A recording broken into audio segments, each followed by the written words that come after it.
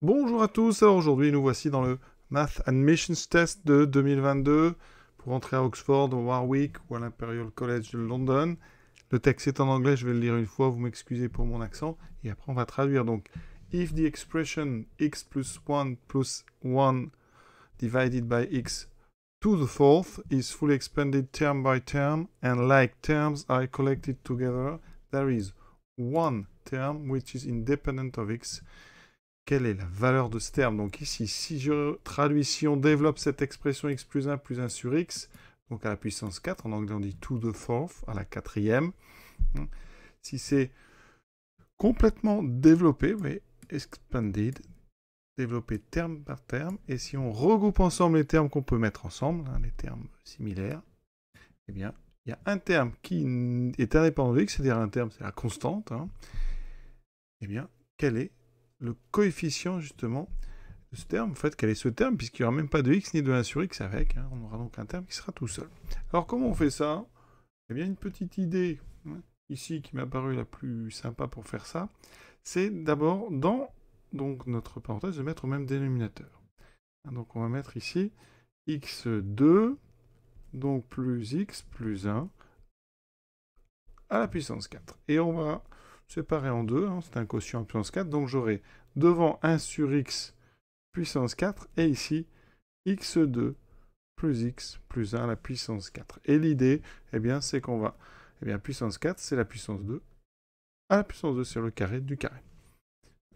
On va donc avoir à développer le carré de x2 plus x plus 1. Et ça, c'est une entité remarquable qu'on utilise très peu, mais qui existe.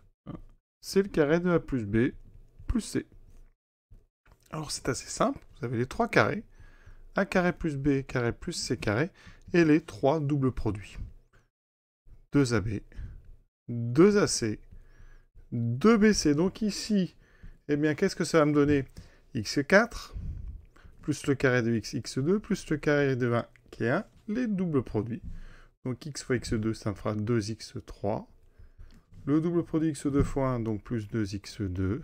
Et ensuite le double produit x plus 1, plus 2x.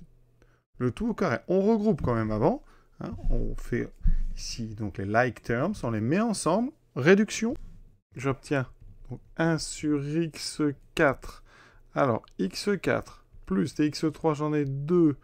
dx2, j'en ai ici. Et ici, donc plus 3. Plus 2x plus 1 au carré. Et donc, on va développer ça au carré. Alors, je ne vais pas tout développer, parce que ce qui m'intéresse, c'est uniquement quoi? Moi, je veux à la fin du développement les termes où il n'y a plus de x. Eh bien, ça sera forcément, comme j'ai 1 sur x4 devant, je ne vais garder que les termes ici qui sont avec du x4. Et donc, l'idée, eh bien, je vais juste réécrire x4 plus 2x3 plus 3x2 plus 2x plus 1, et on va regarder quels sont les termes qui vont donner des x4. Il n'y en a pas beaucoup. Alors le x4 ici, le seul qui donnera x4, c'est quand on le multiplie par 1. Donc vous aurez un x4 qui vient de ce produit-là, qui sera donc ici divisé par x4, il n'y aura plus qu'un 1. Ensuite, le 2x3 va donner du x4 quand on le met avec 2x. Donc ici, vous aurez plus 2 fois 2, 4x4. Ensuite, vous aurez le 3x2 qui va se mettre avec le 3x2 ici. Donc vous allez rajouter 3 fois 3, 9x4.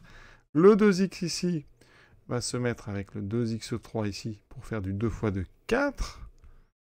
x4. Et il nous reste le 1 qui va se mettre avec ce x4 ici.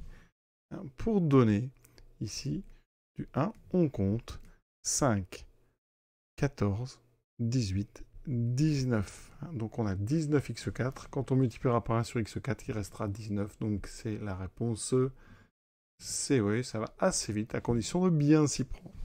Voilà, this is over. See you soon. À très bientôt.